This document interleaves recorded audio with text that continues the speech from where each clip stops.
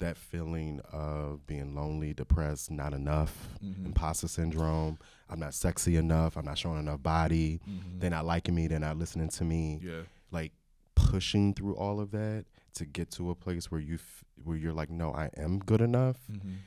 That is what brought that emotion up. Yeah. Because it's a very emotional process, and it is a huge sense of accomplishment.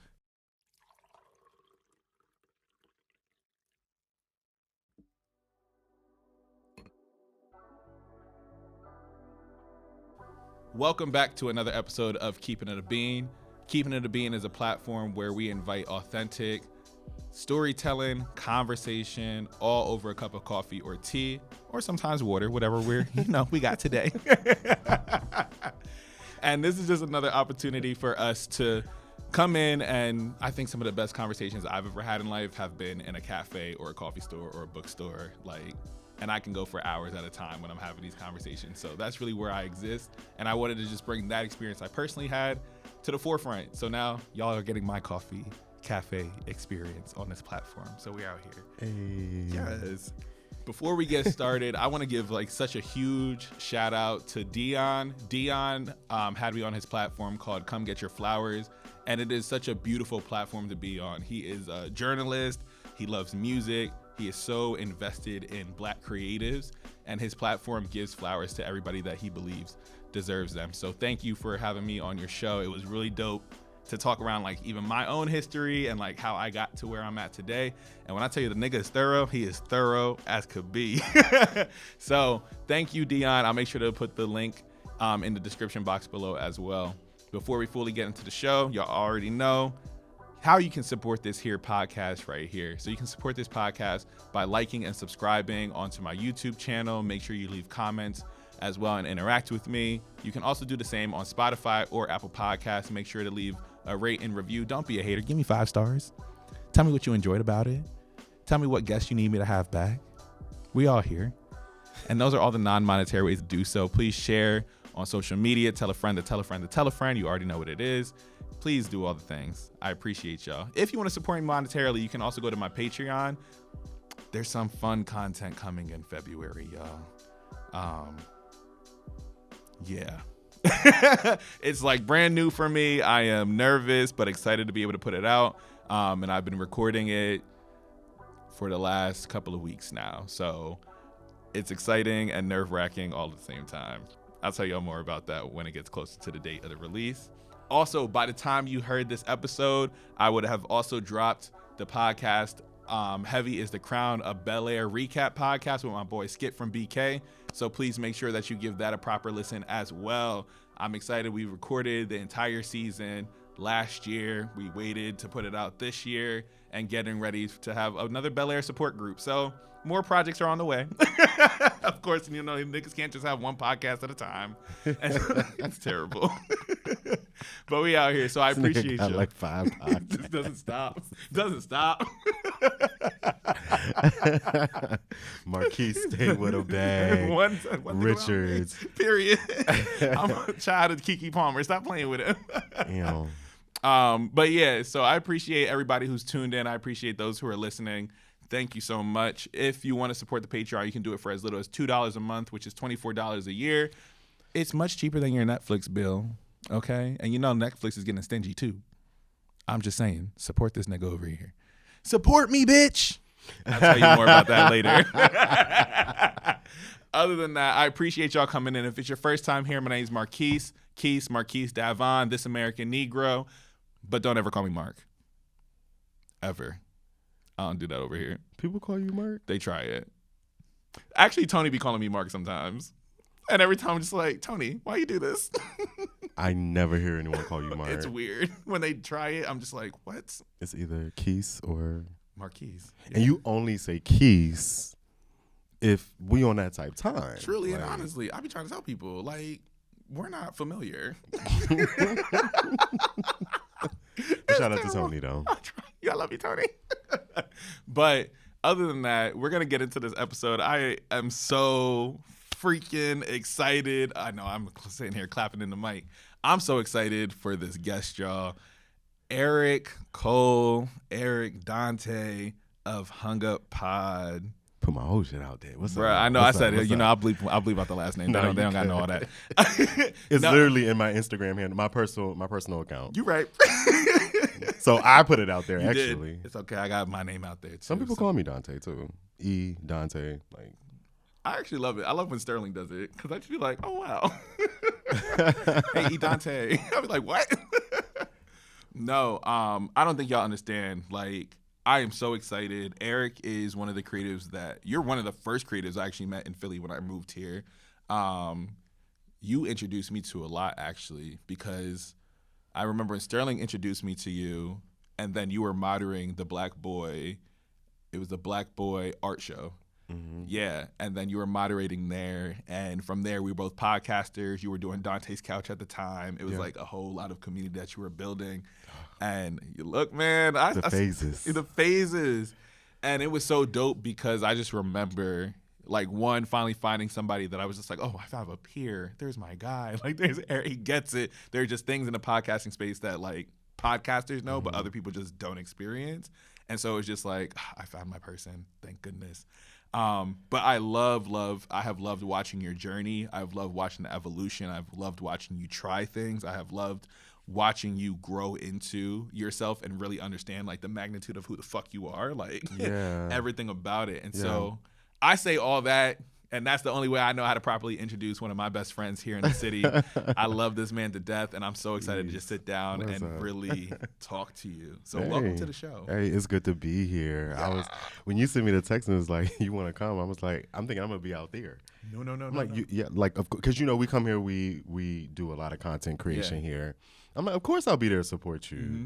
And then I reread the text and it was like, oh no, bro. No, I want you on the show. So it's an honor. It's an honor to be here. Yes, man. Because I'm really proud of you and everything that you've been doing. I appreciate you. Not just presence, but you've been moving shit. Yes.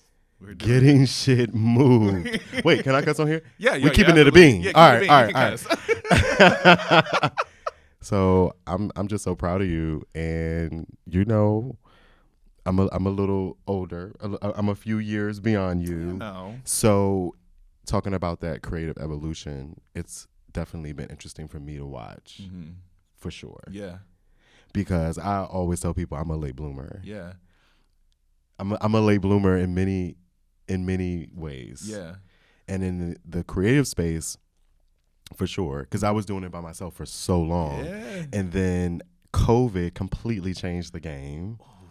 You know what I'm saying? Like, I'm so excited because this is the conversation I want to get into you with. Like, all of that I feel like is so pivotal, especially like the late bloomer, the pivot of COVID, and then also wanting to like collaborate too, because I remember when I got that text from you and you were just like, Keith, we got to do something together.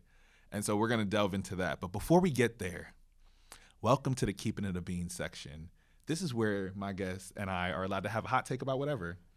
It's something happening in pop culture. It's something happening in personal life. One of your own pet peeves that you have. Yeah. Eric, what are you keeping it a bean about? Keeping it a bean. Yeah. In this early 2024, January, if I'm keeping it a bean, I'll make it personal. Mm-hmm. Searching for an apartment, specifically in this city of Philadelphia, is hellish. It's hellish. I don't like it. I was so here. So I have like 4 more months left on my lease where I'm at. You know, in the beginning of all of this, I was excited, thinking, because I want to move. Mm-hmm. But then it's not so exciting once you put yourself out there. Mm-hmm. And then it's also scary because landlords are fucking scary. Yep. And I'm in a good situation right now, and I would hate to leave and then go into a situation that I cannot stand. Right. Rent goes up every year. Like, how y'all be playing about these rent increases and the stuff that I hear and the tweets that I read? It's scary. And I don't want to put myself in that type of situation because, again, I've been lucky that with the landlord that I've been with over the past several years, he's been very generous when it comes to that. But also raise the rent for what? Because what did you upkeep? What did you improve? What did you do that would? So it's scary, like putting myself out there. I want to find a space, but I'm getting to an age where I don't want to hear people's kids. Yep. I don't want to hear I don't want to smell my neighbor's food. Yep. And so these are also things that it's a struggle Mm-hmm. because apartment dwelling, you basically live with your neighbors. Yes. Oh, absolutely. And I used to. Oh, you spoke a word and a half. You know, because I'm also in the same boat. You've had some stories too, because you've told me. Nigga, I live below dancers. Oh, snap. So they're doing choreography. People are going over late at night, and then I support creatives. I do, but baby, when I had to get up at 6 a.m. and you're up at 12 dancing. It reminds me of the remember the commercial back in the day with the white folks? It was like a play, and they all be dancing. Which one? What was the river dancing? Is it river dancing? Probably. They're probably on stage doing the foot thing. Like 100 of them. Yeah. You know what I'm talking about. It's like a lot of white folks. But it's a lot of people. I know, and it's synchronized. It's choreographed, and they are going off feet, ankles, like going off. I feel like that's what you were experiencing in your apartment. Like happy feet. I'm not experiencing that. I'm experiencing more of like really loud bangs. Yeah. And my one neighbor that just moved in on the other side, he just blasts his music like he's really loud. Yeah. And it's cool. Yeah. It's just people living. Yeah. So I think it's me, Keys. Yo, you're evolving. You're changing. Like I'm changing. And that's why niggas like maybe I should just buy a house. Like maybe it's that time. Right. But I'm in the same boat. Right? You like the market. The market is crazy. Yeah. No. Because everybody said go get it during COVID. Girl, I wasn't making that much money during COVID. Those interest rates were dope though. The interest rates on like mortgages during COVID, we'll probably never see that again. 3%. It's crazy. Like a lot of people lucked up when they purchased during COVID. Truly and honest, that's how we missed the moment. The moment missed us because it's on rent time until we get there. No, I feel you all the way because I'm also apartment shopping right now, and I got to the end of the month, so I'm just like, so like just going through, I'm like finding stuff, but I'm realizing like how much I value more space, and I'm like I also like openness, but I want something to feel homey too. Mm-hmm. So I'm just like looking between like houses, but I'm also looking at like apartments that are at least 2 floors. And stuff like that. And that has probably been like the biggest thing. I'm like, if I don't get a view, I want a backyard. Like I'm like trying not to negotiate like what I want right now. And like really just like, no, when I find what I want, that's what I'm seeing. And so I think that has been like the more difficult part. But like also my commute to work has also played like such a significant role in like where I want to live. Like I was commuting 2 hours back and forth to work every single day. And to start your day that way and to end your day that way, that's a lot. Yeah, I was tired, and now I get to walk 2 minutes down, walk 10 minutes or take a bus down 2 minutes to get to work. It is a different beast. I said, oh my gosh, is this what y'all been doing? Like, but in reality, I was just like, I need something that is no more than a 15-minute commute to get to my job wherever I go. So North Philly is where I'll stay for now. Y'all know Philly, girls. You know, we stay here. Sounding like Sterling. Right. I said, Sterling, want to be neighbors? Can't get these North Philly people out of North Philly. No. I said, we know there's green everywhere else. And I said, if I wanted a porch, I got to go to West Philly for that, or I got to go to Germantown. But I'm going to find myself. Quiet as it's kept, though. The way that North Philly has been gentrifying. Very much so that. I was going to try to find another word for it. Gentrifying. And we're keeping it a bean. Yeah, very much so. So. No, truly. And I think, where am I at now if I'm going to have to keep it a bean about something? Because that apartment thing is very real because it's a struggle. Currently living. Yeah. And that first, last, and security, y'all be playing. Oh, it's a scam. I said, girl, what you need all this for? What type of tricks are people doing to even, like, because we're paying rent in the process. So God bless us. I mean, I guess we finding a way to do it. People doing it. We're finding a way. Okay. And we will. Every time. If not, keep me on your couch. But I'm thinking about all the people who can't find a way or don't end up finding a way. And I have to say, like, if there's something I'm, like, happy of knowing, like, I'm in a position now where I know I'll be okay. Yeah. Like, I have, like, a bed to land on every single time. And so I'm genuinely, like, excited. Like, and I think I'll just add on to your keeping a bean. If I'm going to keep it a bean, I'm excited around the opportunity to really build out the home that I want. I had realized how much I like formed my life and living habits around other people that I wasn't necessarily like honoring how I want to exist in my space as well. And so it's interesting. This is like living alone. I'm like, oh wow, I can put my art anywhere I want. And like I have the kitchen is closed at 9:00 honestly it's closed after like 7:30. That ain't a black ass rule. Truly.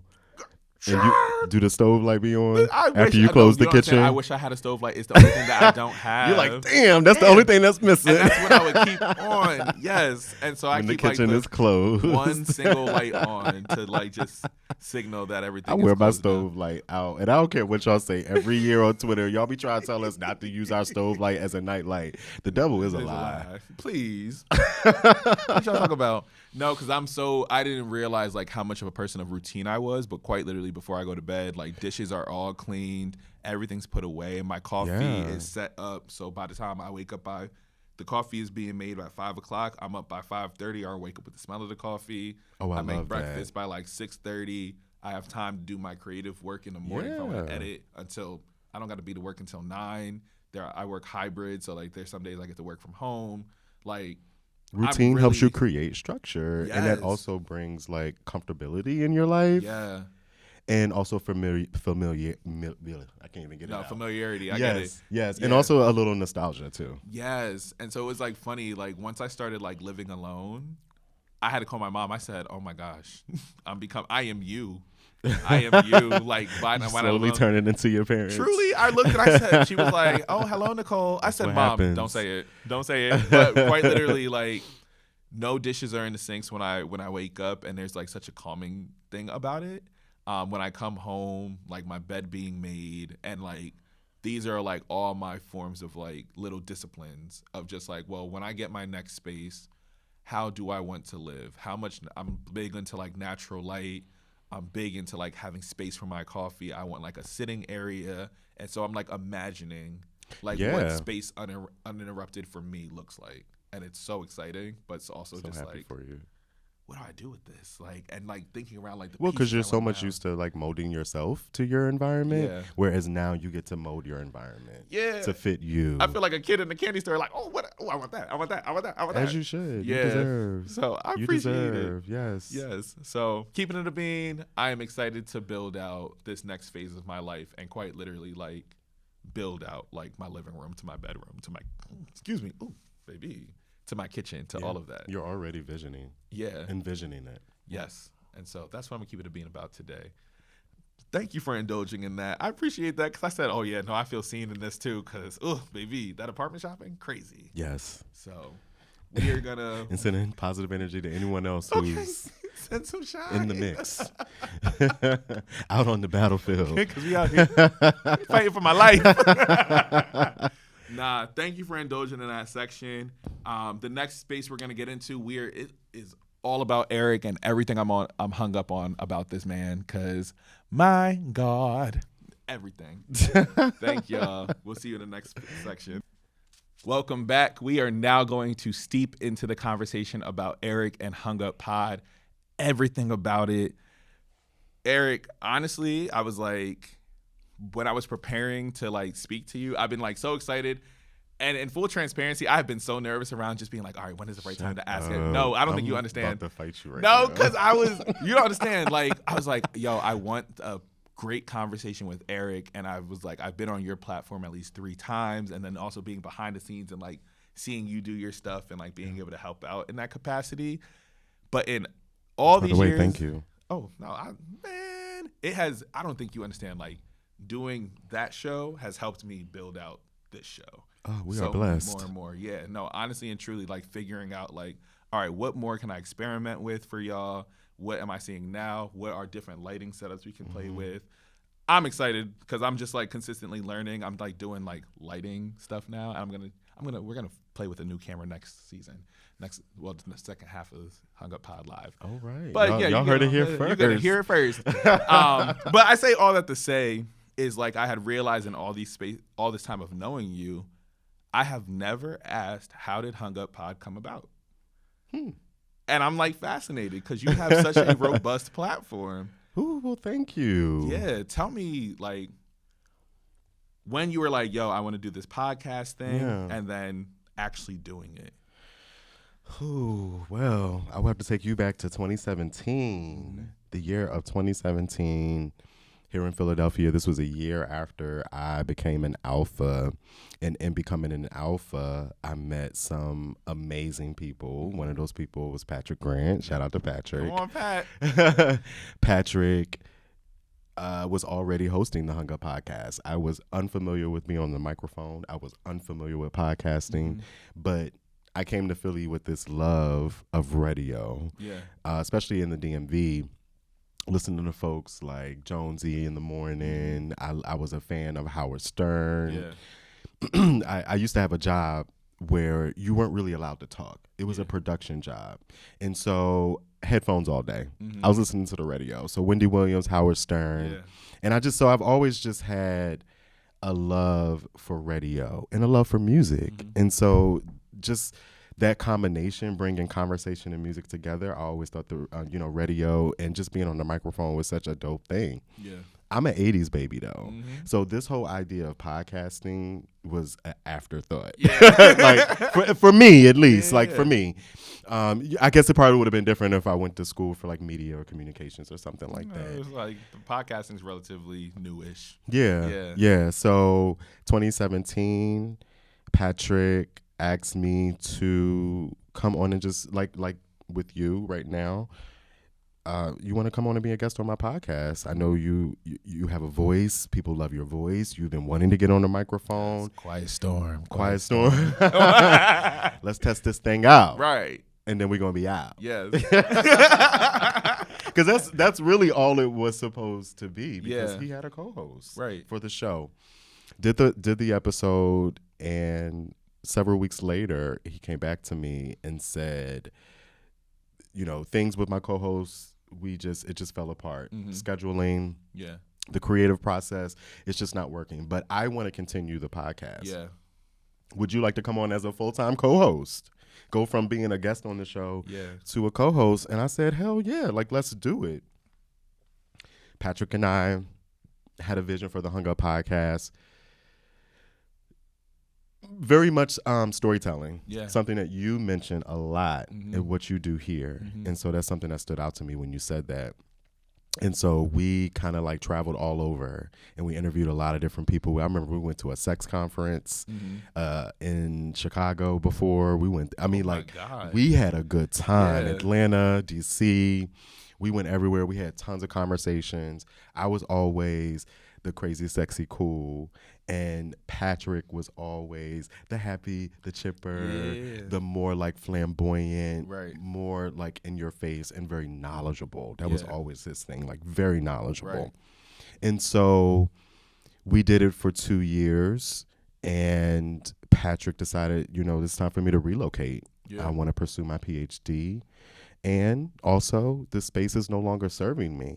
And that was a conversation that we had to have. And it's not always an easy conversation to have as creatives.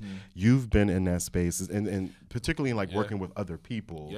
Sometimes when it's no longer working, those type of conversations can be difficult to approach. It's funny you say that. That's quite literally the conversation I just had with my baby brother on the last episode. Y'all did. That was a good episode. And I was just like, my baby brother learned that lesson much sooner than I did, because I used to do a podcast with 3 other people. And that went sour. The other iteration of it just kind of fizzled out. Fighting in the studio. I'll tell you about that deer running nonsense later. But and that was a public. And I thought my podcast was going through something. You came to me and said, "Boy, let me tell you something, child. We fighting over here about unless you throwing hands, I don't want to hear nothing at all." I said, But it's funny. You actually jogged my memory, because in my mind, my entry point to your show was definitely as a solo podcast. But actually, my entry point to your show was with Patrick. Yes. I remember the time of where you were both having intentional conversation around where does this go from here? Yes. And so for you to go to a space where you came into somebody's show, then you built it together and you built that personality around into now it being yours. What was that transition going from you had your co-host and then you're like, yo, I'm a solo podcaster now? Yeah. It was rough, bro. Yeah. and it wasn't an easy pill to swallow. And it took me a while. Sometimes you have to allow people to be in their feelings because it's a process. Yeah. I'll get there over here. But right now I'm right here. Oh, absolutely. And so it was a little... It took me a while to get to this space of being, I support you 100% and I want to embrace this moment and support you in leaving. Yeah. Because I didn't want him to leave. No, that's real. And me being very new to the podcasting game and me having all these thoughts and dreams and aspirations and wanting to do that with my creative partner and kind of having not really the rug being pulled from under me, but it was kind of a shock to the system because I didn't see that coming. Yeah. And so it put me in a situation where it was like, all right, well, you have 2 years of creative work. Patrick was like, you can do it. You can, continue the show or maybe this is where Hunguppod ends. We've built, we've created, we've accomplished the goals that we set out to do from the beginning. Maybe this is where you kind of leave it and let it stand. And for a moment I was going to go in that direction, but I made the decision to keep going because I saw a talk show. I saw me kind of like doing bigger things and sponsorships and doing ads and being more involved in the community and being a bigger voice. And I'm really blessed to have been able to do that when this is not my full-time job. People and that IT analyst side of me is something that I'm thinking about, trying to think of ways to bring that into my podcasting space. But I have a whole 9 to 5. And some people gag when I tell them like my podcast is not something that I do full time. Right. Sometimes they be expecting me to do full-time stuff. I be like, y'all don't understand. Like, I be trying to tell people, I'm like, no, a lot of us are creatives, but we're also professionals. And so, like, professional. That is hard to, That's how I get my teeth cleaned every 6 months. I need my benefits. And pay the bills. Now, I want to get to a point where, and I think that's also really dope that as creatives, so many of us, we have the autonomy to, like, do like kind of juggle. And so many of us who are working 9 to 5s, multiple 9 to 5s, and doing Lyft and Uber, and then going into the studio and podcasting. Or some of us, this is sort of new to me. Because for Eric, podcasting has been a computer. That's it, a computer. You said a computer and a USB going into the microphone. And so for many folks, that's still what it is. And I think that's like such a intriguing part to me because I remember like even just relating to you, you're like, yo, Keys, like it is tough. Like, cause I remember me going into like solo podcasting, I was like, oh, am I doing this? Are we doing this? Like, and it's hard because you're just like, all right, how often do I keep guests? How much of it is just me just talking? What is like this new space to be in? But I remember watching you go through the process, and there was a little bit of time where you were second guessing yourself, but then there was another piece where you're just like, nah, I got this. Like, I love like having guests on. So like, how often am I going to do the guest thing? But as you were doing it, that's the piece that people aren't necessarily seeing, right? The piece that people are seeing are the fact that like you are growing the hell out of your platform. Like, I don't think people realize the community that you have built. And so aside from all of that, giving you your flowers of just like, even in those moments of doubt, you were still able to persevere. You were still able to lean into the shit that terrified you. And that is hard. I don't think people understand, like, especially for something that is so near and dear as podcasters, we do this. And like you put yourself out there, but people don't see the preparation. Like, you do your research, you produce the fuck out of your episodes. You then have to get the guests. You have to worry about human error. Now a guest is gonna drop. What am I gonna do on this episode? How am I gonna make sure this person is here? Can I get this episode on time? And then also just having the confidence to keep doing it. And so I just want to make sure like you understand, like, I love when you're able to lean into that support system, but sometimes I know it had to get lonely at some point. And dark. Like, it's your baby. Like, it can get dark. And you can find yourself in these moments. I was just I don't know if I was on. I think I was on Instagram. I saw a podcast partner who was like, you know what, fuck it, I'm done. I'm tired. This is. I'm doing all this work. I'm not getting the results that I'm looking for. I'm tired. And I just made a note. I made a comment under his post and I said, you have no idea how many times I've been here in this space that you're in over the years. Yeah. Where you can very much find yourself saying, like, you know what, fuck it, I'm done. Yeah. Especially because sometimes life gets real personal and life gets real. Yeah. And to still want to get up and get on these microphones and put yourself out there, it can be scary. It can be very difficult because the judgment, like when you put yourself out there, people have no quorum, that people have no issue saying whatever they want to you. So no matter what you're going through personally, you have to be able to take these hits. And what did they say? The strongest survive. Yeah. And I'm starting to see that because despite those tough and those rough moments, I have found a way to keep going. Yeah. And it's only because of that I am where I am today. Right. And so I'm grateful for those moments. Nah, truly. Yo, Eric, thank you, honestly, like, for sharing that piece of yourself, because I don't think people realize, like, how tough it can get in this space, and, like, especially as you built a platform that is so big and something that people look for, right? So I kind of want to, like, lean in a little bit. You want to get a little vulnerable? Let's get vulnerable. Cool. I feel like I already was. Yeah. You had me over here tearing up and shit. I know. What was coming up for you in that moment? Like, as you were thinking about that, like, you're receiving everything, what came up for you? I think the feeling, the emotion of getting through. Yeah. Yep. It's reminiscing on that feeling of being lonely, depressed, not enough, imposter syndrome. I'm not sexy enough. I'm not showing enough body. They're not liking me. They're not listening to me. Yeah. Like pushing through all of that to get to a place where you're like, no, I am good enough. That is what brought that emotion up. Yeah. Because it's a very emotional process and it is a huge sense of accomplishment. Yeah. Like, you were doing it.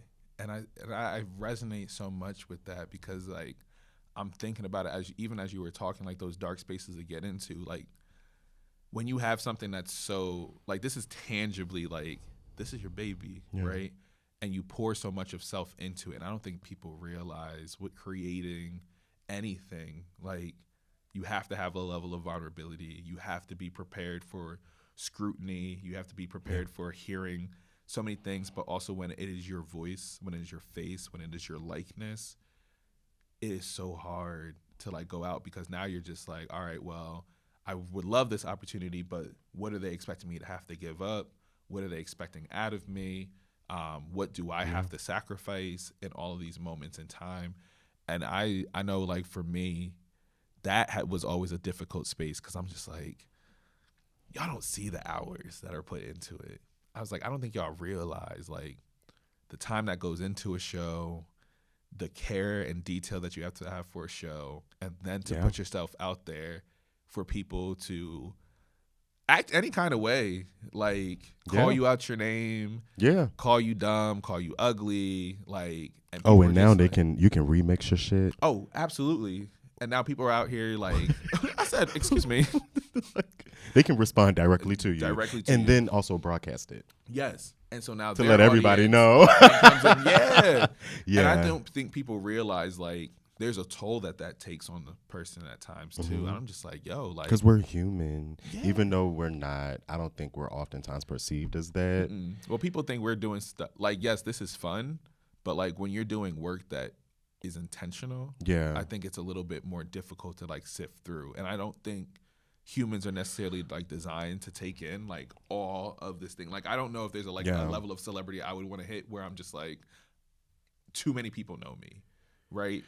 And so, like, the more people that know you, the more haters you're gonna have. Yes, and people who don't care. And I'm sitting there, I'm watching your platform, and you have damn near 50,000 plus people who are following your account. Like, you're probably talking about across platforms. Okay, I'm like, yeah. Okay, like I think across platforms, you're like, you have so many people who are following you, and they're just as equal as like how much love there is. Yeah. There's like a small subset who are just also just so fucking loud. Yeah. And so like, talk to me around like managing, like talk about that moment you realized you had a platform and like what your level of responsibility you felt might have shifted. Yeah. But then also kind of like the dark sides of like having a platform. Yeah. Yeah.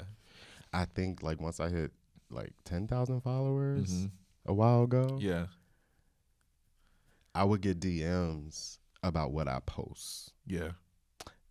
And also what I don't post. Mm. So that level of expectation, people automatically feel like once you have a certain amount of people following you, you have a level of responsibility to the community. Yeah. In terms of like the content that you're posting, what you're putting out there, whether or not it's fake news or not, things like that. I think that's when I realized, for sure. Yeah. And also like, I think also too, when I started ignoring my notifications on my Instagram, because it's too many. And so I think that's when I also realized like, oh, because I there was one point in time where I would see every comment, I would respond to everything. All those things were like really super important for me, especially when we talk about engagement and all those things. And it's just like it's only but so much you can do. Yeah. It's only but so many hours in a day. What else? When I learned that there was a certain amount of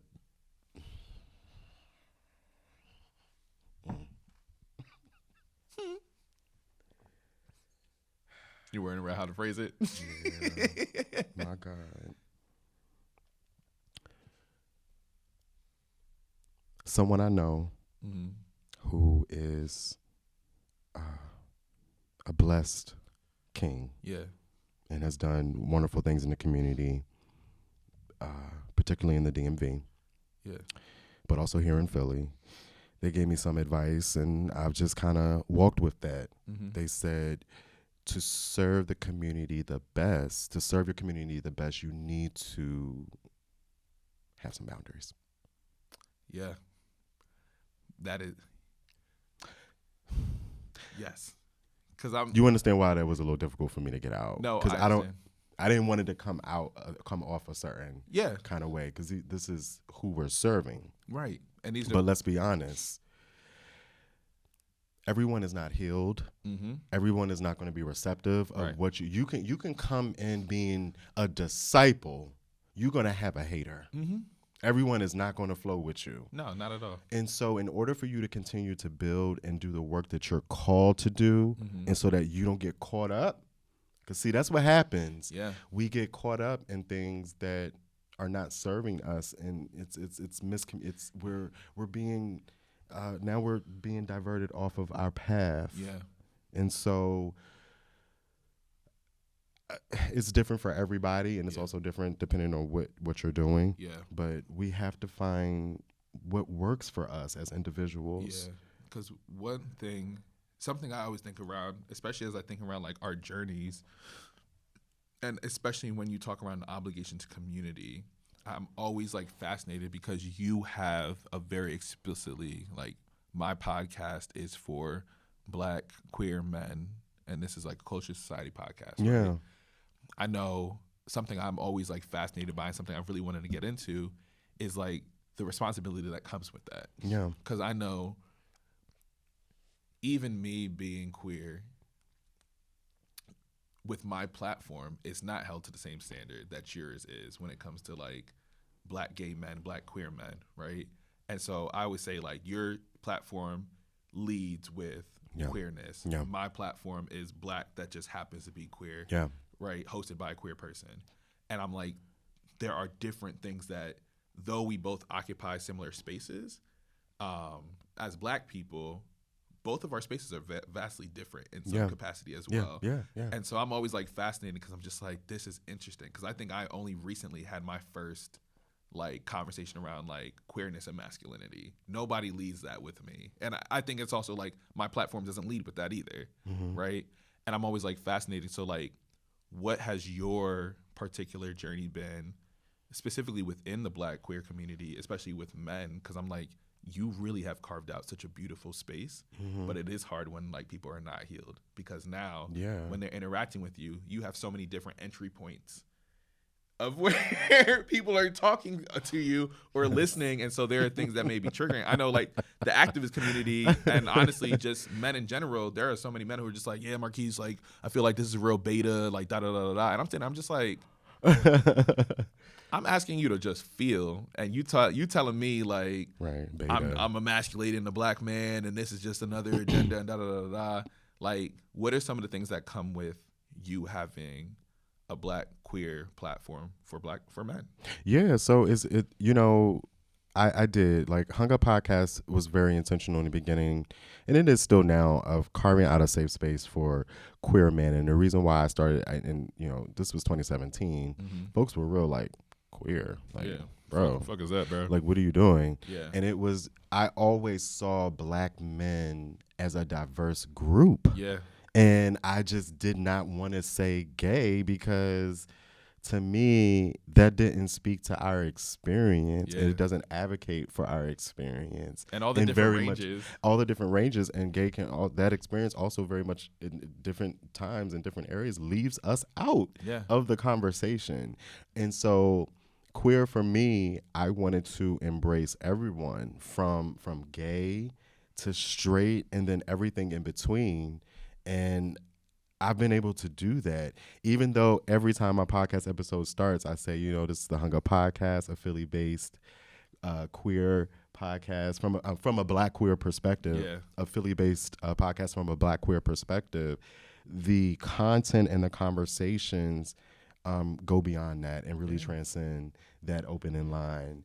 And that was another goal that I had, was to show the world that as queer people, we are people. Yes. That's it. Yes. And you know what I'm saying? So that, and we all can come to the table and have a conversation, because at the end of the day, so many of us want the same things out of life. Yeah.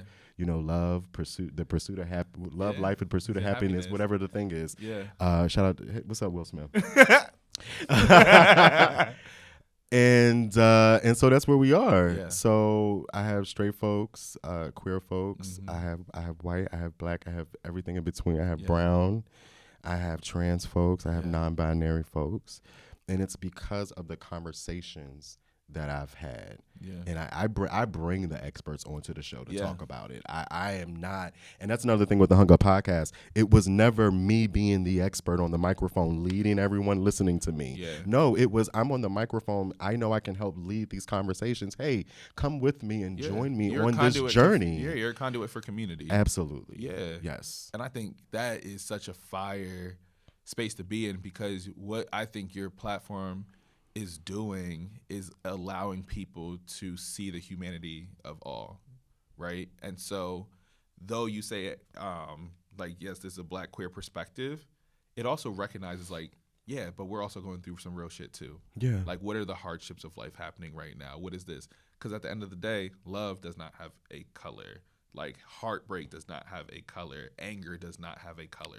All of that doesn't exist. Getting laid off your job does not have a color. No, right? Like, we go through human shit. Yeah, and I think that, to me, is such a beautiful part of your platform, because I think you give space to, once again, and I'll go back to it, like storytelling. You give space to storytelling, and storytelling breeds empathy. Yeah. From empathy means I can connect, and I can see you for the human that you are. Yes. And I remember, oh, man, who was on your show? Because you had an episode. You had an episode that definitely made me cry. My goodness. Oh my God. I'll put it in the description box below when I can remember who the guest was. But I just remember like hearing y'all talk. Who'd you talk to about grief? Oh, who haven't I talked to about grief? Yeah, I don't remember, but it was a very specific episode, and I know I was just going. Was through. it Black Boy Fantasy? I know. I think he and I talked about grief for It sure. might have been Black Boy Fantasy. He's a more recent episode. Because he's a recent episode, right? Yeah, it was like a 2-part episode. Oh yes. Yep. Nope. You're absolutely right. Because I was going. Yep. Absolutely. Okay. But Okay. I remember like going through it, and I just was like, "This is such a human story." And I think you have such a compelling way of creating space for people to just be human and be vulnerable on your platform. And for somebody to be vulnerable on a platform, especially as large as yours, as impactful as yours, that is scary, but it's also liberating because now people are able to bear witness to the space that you create for those around you. Ooh. So and these can be very emotional conversations. Like I've had like some of the most vulnerable conversations I've had with queer artists, and I've interviewed sometimes if I ever get the question like, give me one reason why I should listen to your podcast, and I tell people, well, if you want to hear from queer artists, indie artists, you should listen to my podcast because I interview so many queer indie artists from Atlanta, DC, New York, California, Louisiana. I'm trying to think that I missed Chicago. Queer artists, men, women, non-binary folks, trans folks. I've interviewed so many, and the stories and the experiences that these people come to and they share. And the beauty, the silver lining in that is that they use that to break through and to fuel their passion for whatever their creative process is. And I think it's to hear that and be able to share that, because you made a point a minute ago. Everyone sees the final product. They see the good stuff, and they don't really get to hear the process and the bad stuff and some of the dark stuff that we go through. Because if we keep it in a bean, that doesn't always get the algorithm going. It doesn't. That doesn't get the likes and the repost, right? So folks are more likely to share things that will boost those type of things. Whereas I have not been shy to be the podcast that's making a huge impact, but not getting invited to the award shows. Because I haven't moved to that. I want to stay true to what I'm doing. And, you know, I've just, it's been a space that I've been able to grow in as a person and as an individual. And I appreciate that. No, because it's coming. It's coming. I know, like your name is being spoken in other rooms. You have so many people who are listening to your show. And Eric's humble. Celebrities are listening to his show. People on your TV screens are listening to the Hung Up Pod. Like, let's be very clear. Okay. Black queer premiere. Stop playing with him. Pew, pew, pew. Pew, pew, pew. Nah, Eric, I just want to give you so much love and thank you. Thank you. For coming on here, sharing the story, being as vulnerable as you were being. Like, when I tell you, you are somebody, and I used to be a little awkward, I'm gonna be honest. Like, I was so nervous around like asking people to like be on the show, and I was just like, I hope Eric wants to come on. Like, da da da da. I said, as long as I know this man, I knew it wasn't a question. But I still get so like nervous around it because I'm just like, I know the conversations we have off screen, and so like, I get it. Bringing those worlds, but I am so happy that you were able to share. I'm so happy that I selfishly got to hear like the origin story and like allow my audience to be able to like get to know the person that I have grown to love and appreciate so much. And I'm just so excited. Like seriously. Amazing. Cause it's so sweet. It's so dope. And like, thank you for also just being like a thought partner. Thank you for like allowing me to collaborate with you. And be behind the scenes and practice other skill sets. Like, I don't think you realize like this space that I'm in now, I would have been too fucking scared to get into of like doing, all right, let's get the lights, let's get the camera, let's do this. If you would have been like, yo, Marquise, I would love for you to produce Hung Up Pod Live. Like, I just need to let you know, like, I was like, all right, how does cameras work? How many angles are we doing? What's this? And it got me to realize I had such a love for producing. I love like being able to help bring somebody's like vision to life and figuring out how to continuously fine tune and really get you to where you go. Because Eric, when I tell you, I see you on a couch with some celebrities talking. Okay, legs bringing crossed. people on, legs crossed. So tell me more about that. With a sickening shoe. Come on, stop playing with him. With a sickening shoe Stop on. playing with him. Like, I'm telling you, I see it. Like, if Eric don't got a morning show, a daytime fucking show, an Emmy in the next 10 years, like, Oh, I can't wait. yeah, like, that's what I am so excited for people to see, because there is no way that people, like, right now being in, like, such a black queer renaissance and the talent that is just undeniably out there. Yeah. I am so damn excited for you to be able to allow your love of radio, music, podcasting, human connection to be on the forefront of so much. So, like, thank you for coming on. Thank you. Yeah, I just need to, like, let you know, like, thank you, Keys. Wonderful. No, you're wonderful, and I really appreciate that love and just being poured into. We sometimes we just keep going, and it's moments like this where you're like, oh wait, hey y'all, we here. Like, smell some roses, smell right, and just be on the other side of it and know that you are really making an impact. I really appreciate it, and I appreciate what you're doing here, keeping it a being. You have really set the tone. And I appreciate you bringing the theme into the conversation and allowing your guests to keep it a being. Yes. And so thank you for creating this space. Thank you for being such a steward to the community and to this creative space, particularly here in Rec Philly, because you stay here. I see you in all the Rec Philly photos that they be posting. Right. I'm like, that nigga stay there. Like, I really appreciate it. I see so many wonderful things for you, and I appreciate you. Like, this is community. People talk about community, but in action, right?